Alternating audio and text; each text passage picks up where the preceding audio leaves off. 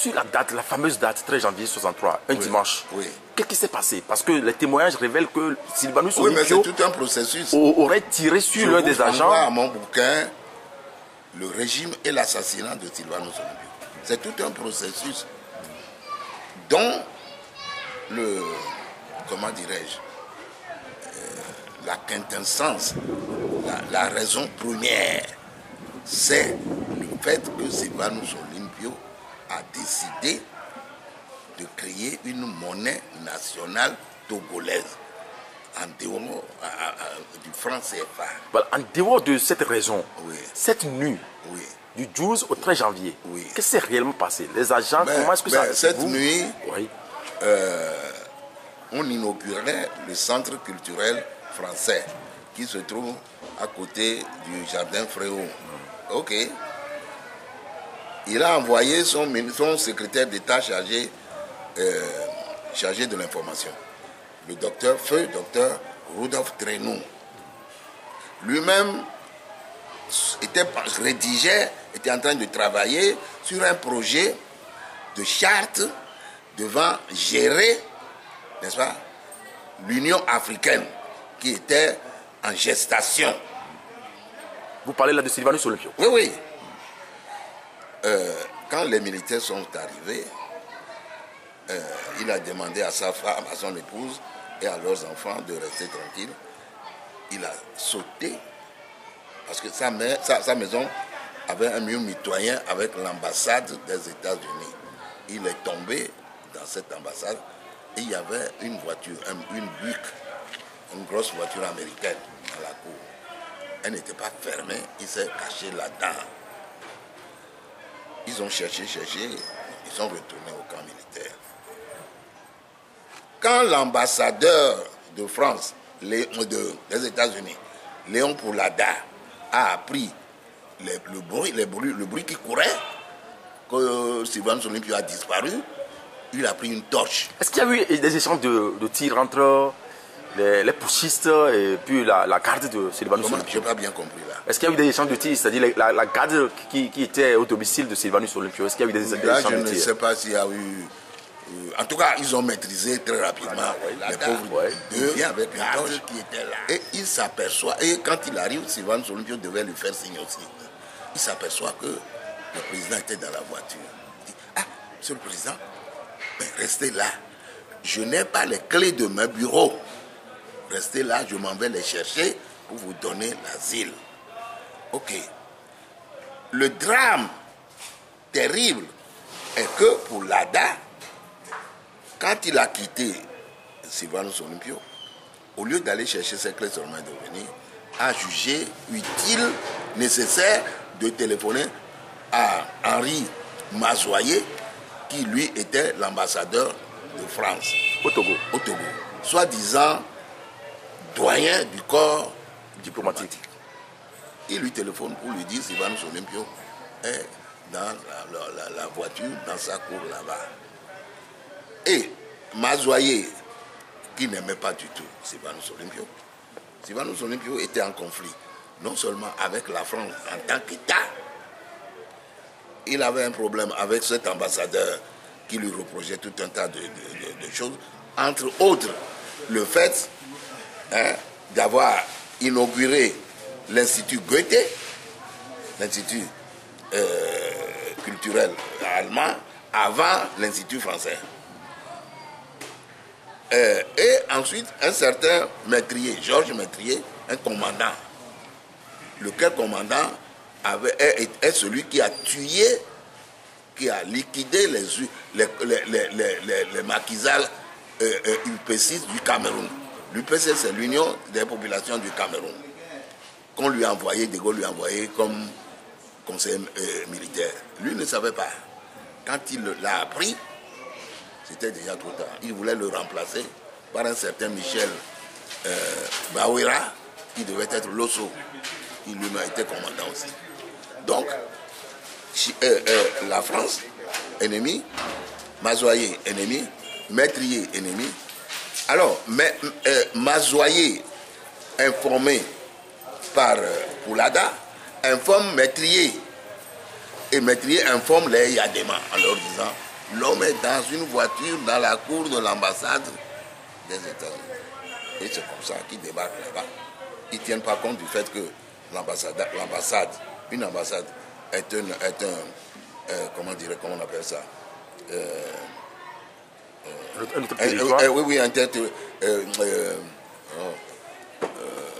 enfin, bref, normalement, ils n'avaient pas droit d'y aller. Mais ils sont allés. Ils l'ont sorti de la voiture. Ils lui ont dit de marcher. Marcher pour aller où? Ils ont dit, quand militaire, il dit, mais qu'est-ce qu'il va aller faire là-bas? Et Yadema va faire une déclaration ce matin en disant que le jour approchait. C'est un homme public. La foule allait s'amasser. Et donc, lui, il a descendu. Voilà son français approximatif. Il a descendu. On saura plus tard que des balles, c'est à coup de mitraillette. Hein. Ce n'est pas un simple pistolet, c'est à coup de mitraillette. Des balles vont traverser la poitrine. Il y en a une ou plusieurs qui vont broyer le bas-ventre, je l'ai su, de la part de celui qui va formuler le corps. Un parent à moi d'ailleurs, Pierre Tétégan, je m'appelle Tété, il dit Tétégan, c'est... Hein.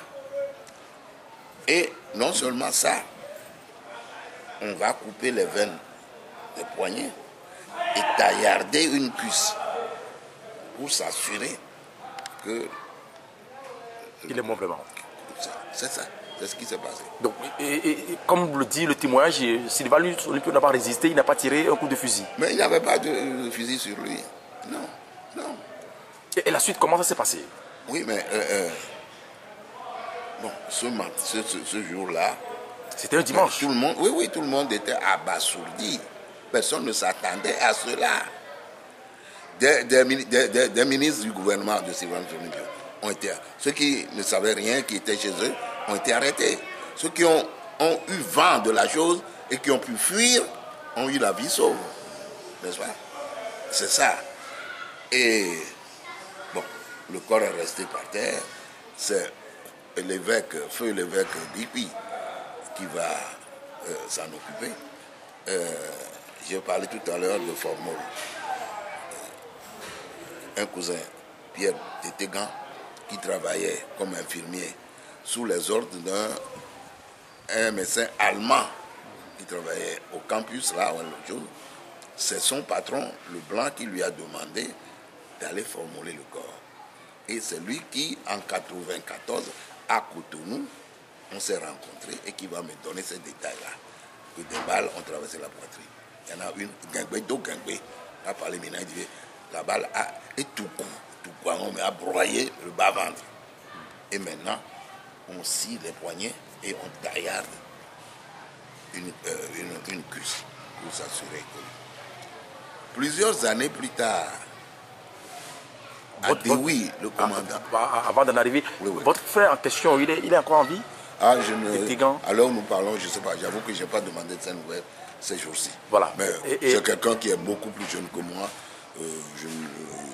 Il se pourrait qu'il soit encore en vie. Voilà. Et après, Adewi a filmé quoi? Comment? Adewi, le colonel... Oui, alors, quelques années plus tard, Adewi va se brouiller avec Yadema et va déclarer que ce n'est pas Yadema qui, en réalité, a tué Sylvain Olympio.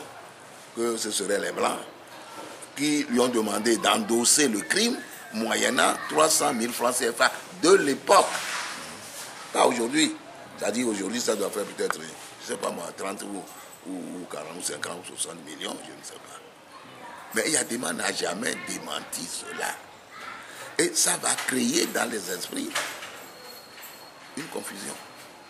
D'aucuns sont convaincus que c'est lui qui a tué Joe. D'autres disent jamais que ce n'est pas lui. Voilà où nous en sommes. Voilà. Et c'est depuis ce temps que l'armée s'est investie dans la vie politique du Togo. Mais bien sûr, bien sûr. Bien sûr. Bien sûr. Quand Grunitzky est venu, les 4 ans de Grunitzky, est ce que moi j'appelle un intermède. En ce sens que les vraies ficelles du vrai pouvoir étaient au camp militaire, entre les mains de ces gars-là. Et Yadema n'était pas le principal putschiste, le principal putschiste s'appelait Bodiolé. Je crois que c'est Emmanuel. Emmanuel Bodiolé. Je crois que son prénom doit être Emmanuel, quelque chose comme ça. Et il s'est brillé. Quand ils sont retournés, annoncer qu'ils ont tué le chou, mais Bodiolé s'est rebellé. Il dit, mais on n'a pas demandé de le tuer, on a demandé de l'arrêter. Il a mis Eyadema en prison. C'est le blanc Maîtrier qui est intervenu, parce qu'il était leur supérieur hiérarchique, qui est intervenu pour libérer Eyadema. Voici comment les choses se sont passées. Malheureusement, Grunitzky va promouvoir Eyadema jusqu'à le nommer chef d'état-major. Et après, on a connu un coup d'État. Oui. Après, les Français vont se servir de lui encore pour écarter Grunitzky, que De Gaulle considérait comme mollasson, c'est-à-dire Mbio. Il ne faisait pas l'affaire. Très molle. Surtout à la lumière de la guerre du Biafra. Parce que la France voulait utiliser le Togo comme une base ici pour régler son problème au Biafra. Et il trouvait que Grunitzky était un mollasson, une bio. C'était pas trop molle. Oui. Et on l'a remis le pouvoir à Chou. Et puis d'abord, dans un premier temps, quelques semaines, on a donné ça à Kléber Dadjo, qui aimait bien le vin rouge. Et puis, quelques temps après, il y a des mal. Et Jimmy Lekaka, et c'est ça qui nous amène à l'actualité. Voilà. À l'actualité, est-ce que vous avez l'impression que l'armée a toujours le pouvoir et que tous les civils qu'on voit là... En tout cas, pour le moment, le Petit Fort ne compte que sur l'armée. Il y a quelque temps, il est allé à Temeya, où se trouvent les vrais gorilles, où il leur dit, je vous connais, vous me connaissez, je sais que je peux compter sur vous. Quand on sait qu'une armée n'est pas faite pour, n'est-ce pas, s'attaquer à la population concernée, mais pour contrer des troupes venues éventuellement de l'extérieur, quand un chef d'État va s'adresser à l'armée, et s'agissant de l'intérieur, de l'ordre à l'intérieur, on utilise soit la gendarmerie ou la police. Quand un chef d'État s'adresse aux militaires, n'est-ce pas, je vous connais, vous me connaissez, je sais que je peux compter sur vous pour faire. Maintenant, dans le cœur de chacun de ces militaires, est-ce qu'il continue à penser qu'il doit mourir pour le Petit Fort? Ça, bien sûr, je ne peux pas le dire. Je ne peux pas le dire. Mais quelque chose nous est revenu suite à cette mascarade du 20 décembre 2018. Nous apprenons que 70% de ces militaires qui ont voté la veille auraient voté bulletin blanc. Je suis sûr que vous avez, même si c'est une simple rumeur, je suis sûr que vous l'avez eu aussi. Et les Blancs disent qu'il n'y a pas de fumée sans feu. N'est-ce pas? Ah oui. Voilà, l'histoire du Togo, elle est vraiment triste. On va prendre tout le temps pour la compter, mais on ne finira jamais. Mais jamais. On ne finira jamais. Bien sûr. Maintenant,